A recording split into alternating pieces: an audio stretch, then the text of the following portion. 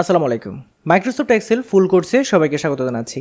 আর আজকের ভিডিওতে আমরা দেখব যে কিভাবে একটা অটোমেটিক সারা মাসের অটোমেটিক একটা অ্যাটেন্ডেন্স শিট কিভাবে আপনার অফিসের জন্য আপনার এমপ্লয়িদের জন্য আপনি তৈরি করবেন।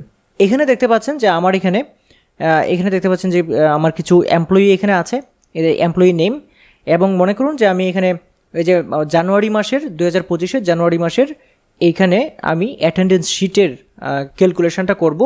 মাস শেষে অটোমেটিক ক্যালকুলেশনটা প্রতিবেদন আকারে বেরিয়ে যাবে, কোনো সমস্যা নেই। আর এখানে দেখতে পাচ্ছেন week 1, week 2, week 3, week 4, week 5, এবং এইখানে কিন্তু এই যে শনিবার থেকে শুরু করে অথবা যে কোনো একটা বার থেকে শুরু করে যে 1 তারিখ যে তারিখে হবে সেই বার থেকে শুরু করে একদম 30 তারিখ পর্যন্ত সকলগুলো আছে। এখন এইখানে আমরা কিভাবে এই অ্যাটেন্ডেন্স শিটটা অটোমেটিকভাবে তৈরি করব সেই জিনিসটা কিন্তু আজকে দেখাবো। এখানে অটোমেটিকভাবে কিন্তু আমি প্রথমে দেখতে পাচ্ছেন যে নামগুলো আমি লিখে রেখেছি, তারপর 1 তারিখ থেকে শুরু করে এইখানে যতগুলো বার আছে সবগুলো এখানে দিয়ে দিয়েছি। তারপরে আমরা যেটা করব এইখান থেকে এইগুলো সিলেক্ট করব। সিলেক্ট করার পরে আমরা চলে যাব ইনসার্টে, তারপর এখানে চেক বক্সে ক্লিক করে দিব, চেক বক্স চলে আসছে। আবার এগুলোকে ওইভাবে সিলেক্ট করে আমি চলে যাব ইনসার্টে, তারপর এখান থেকে চেক বক্সে ক্লিক করে দিব। আবার এখান থেকে এইভাবে সিলেক্ট করব, এগুলো সিলেক্ট করে আমরা যেটা করব এখানে চেক বক্সে ইনসার্টে ক্লিক করে চেক বক্সে ক্লিক করে দিব। আবার এটাকে আমি এই নিচের দিকে এসে সিলেক্ট করে এখান থেকে ইনসার্টে ক্লিক করে এখানে চেক বক্সে ক্লিক করে দেবো। আবার এই লাস্টের 2টা ডে আছে মাসের, এই 2টাকেও এই চেক বক্সে ক্লিক করে দিব।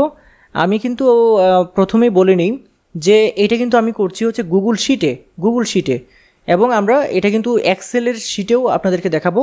সো প্রথমে গুগল শিটে দেখিয়ে নিচ্ছি, তারপরে কোনো একটা ক্লাসে আপনাদেরকে এক্সেলেও দেখাবো সেটা কীভাবে করবেন। তারপরে আমরা এখানে চেকবক্স তৈরি করে ফেলেছি। এখন আমি যেটা করছি এখানে সূত্র প্রয়োগ করতে হবে। সূত্রটা হচ্ছে ইকুয়াল টু কাউন্ট ইফ, তারপর হচ্ছে ব্র্যাকেট শুরু, তারপর এইখান থেকে এই সবটাকে সিলেক্ট করতে হবে, তারপর এখানে আপনাকে যেটা করতে হবে কমা দিতে হবে, তারপর এখানে আপনি লিখে দেবেন হচ্ছে ট্রু লিখে আপনি এই ব্র্যাকেটটা ক্লোজ করে দেবেন এবং এন্টারে চেপে দিবেন। এবং এটাকে ক্লিক করে এই যে দেখতে পাচ্ছেন গোল চিহ্নটা, এখানে মাউসটা আনলেই প্লাস চিহ্ন আসবে, তখন ক্লিক করে নিচের দিকে এই পর্যন্ত টান দিয়ে যদি দিয়ে দেন তো সবগুলোতে কী হবে, এই যে সূত্রটা আছে সূত্রটা বসে যাবে। এটা মাঝ বরাবর নিয়ে আসলাম। এখন এই যে প্রথম তারিখ থেকে যে এইখানে যে এমপ্লয়িরা যখন আসবে তখন এইখানে এইভাবে আপনি চেক মার্ক দিয়ে দিবেন।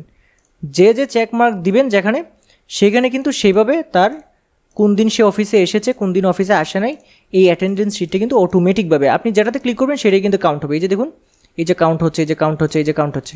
সো এইভাবে যে সে কতদিন আসলো না, যখন চেক মার্ক থাকবে, চেক মার্ক দিলেই কিন্তু অটোমেটিক এখানে কাউন্ট হতে থাকবে। সো বন্ধুরা, আশা করছি গুগল শিটের মাধ্যমে কীভাবে এইভাবে একটা ফুলি অটোমেটেড অ্যাটেন্ডেন্স শিট আপনার এমপ্লয়িদের জন্য আপনার অফিসের জন্য তৈরি করবেন। এবং এটা কিন্তু গুগল শিটে খুবই নিরাপদ। গুগল শিটে কিন্তু কখনো ডিলিট হয় না। Ctrl+S না দিলেও কিন্তু সেটা ইন্টারনেট থাকা সাপেক্ষে অল টাইম সেটা আপডেট হতে থাকে, অল টাইম সেটা সেভ হতে থাকে। এটা কখনো এমন হয় না যে আপনার কারেন্ট চলে গেছে, তো আমরা যখন মাইক্রোসফট এক্সেলে কাজ করি কারেন্ট চলে গেলে কী হয়, সেটা ডিলিট হয়ে যায়। কিন্তু আমরা যখন গুগল শিটে তৈরি করি তখন কিন্তু সেই সমস্যাটা হয় না। আশা করি আপনারা বুঝতে পেরেছেন যে গুগল শিটের মাধ্যমে এরকম একটা স্মার্ট জিনিস কিন্তু আপনার অফিসের জন্য হোক, ছোট অফিসের জন্য হোক বা বড় অফিসের জন্য হোক, যে কোনো অফিসের জন্য আপনি কিন্তু সেটা তৈরি করতে পারেন। তো বন্ধুরা, আশা করছি আজকের এই ভিডিওটা আপনাদের ভালো লেগেছে। যদি ভিডিও ভালো লাগে অবশ্যই ভিডিওটা লাইক করে দেবেন এবং শেয়ার করে দেবেন। আর হ্যাঁ, আপনি যদি আমার চ্যানেলে নতুন হয়ে থাকেন তাহলে চ্যানেলটি সাবস্ক্রাইব করে রাখবেন। আজকের ভিডিও পর্যন্তই। আল্লাহ হাফেজ।